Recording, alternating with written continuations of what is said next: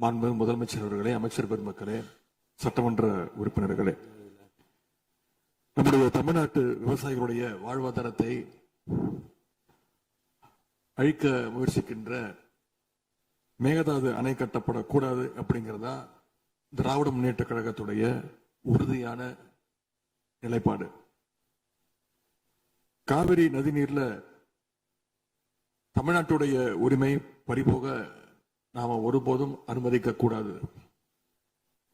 காவிரி நடுவர் மன்றம், காவிரி நடுவர் மன்ற இடைக்கால தீர்ப்பு,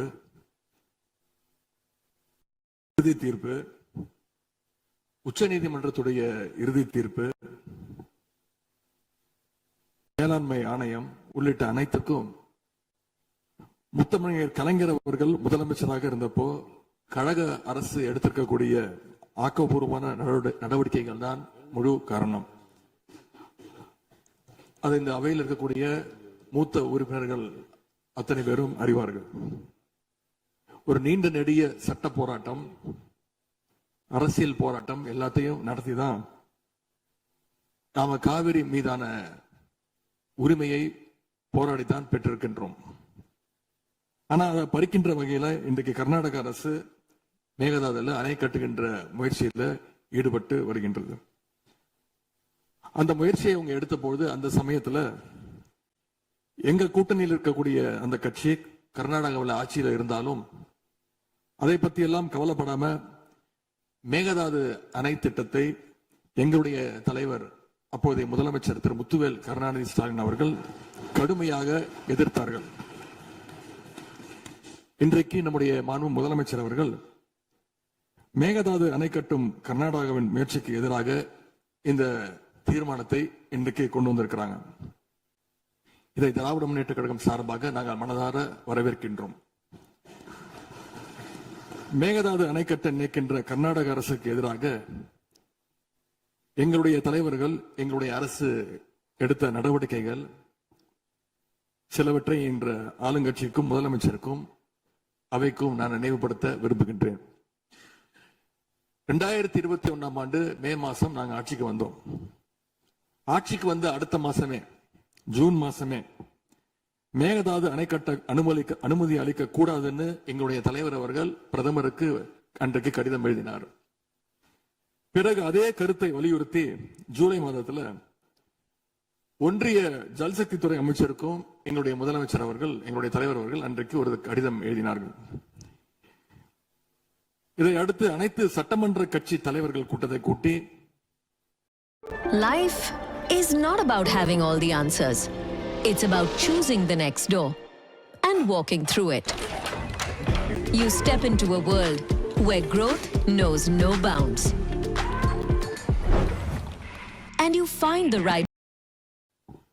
எந்த காலத்திலும் அணையை கட்டக்கூடாது, அனுமதிக்க கூடாது என்ற தீர்மானத்தையும் நாங்கள் நிறைவேற்றினோம். ஜூலை மாதத்துல மீண்டும் அதே ஒன்றிய அமைச்சர்கிட்ட நேரில் சென்றும் வலியுறுத்தி இருக்கிறோம்.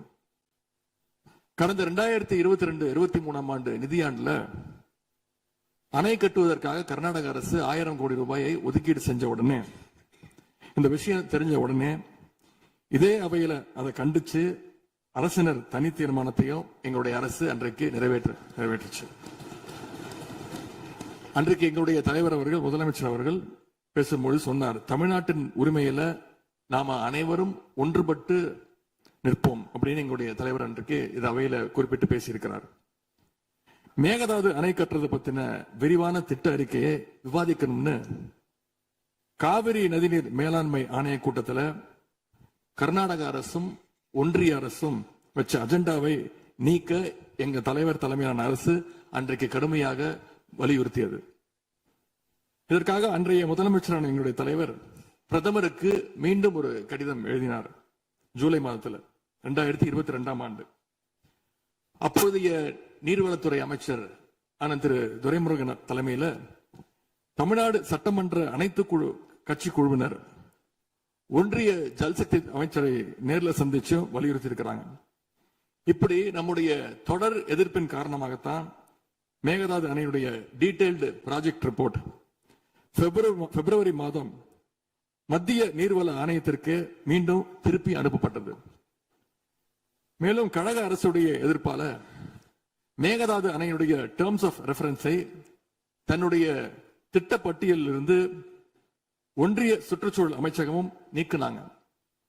அது மட்டும் இல்லாமல் 2024 ஆண்டு நவம்பர் மாதம் ஒன்றிய சுற்றுச்சூழல் அமைச்சர் எங்களுடைய அரசினுடைய நீர்வளத்துறை அமைச்சருக்கு ஒரு கடிதம் அனுப்பியிருந்தார்.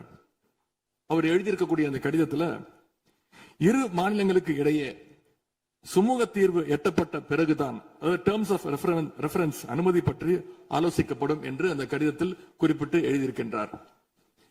மேகதாது அணை தொடர்பாக கர்நாடக அரசு விரிவான திட்ட அறிக்கை டீடைல்டு ப்ராஜெக்ட் ரிப்போர்ட் சமர்ப்பிக்கல அப்படிங்கிறது தான் எங்களுடைய கழக அரசு இருந்த வரையிலான நிலைமை. திராவிட முன்னேற்ற கழக அரசும் எங்களுடைய தலைவரும் தைரியமாக தமிழ்நாட்டின் எதிர்ப்பை பதிவு செஞ்சதுனால தான் இது சாத்தியமாச்சு என்பதை இந்த மாமன்றத்தில் நான் மீண்டும் பதிய வைக்க விரும்புகின்றேன்.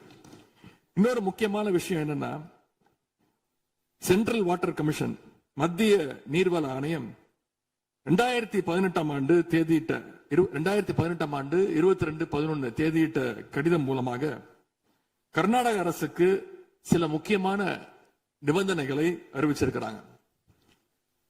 முதலாவது கண்டிஷன் என்னன்னா, மேகதாது அணை கட்ட மத்திய நீர்வள ஆணையம் நிபந்தனையற்ற அனுமதி எதுவும் கொடுக்கவில்லை.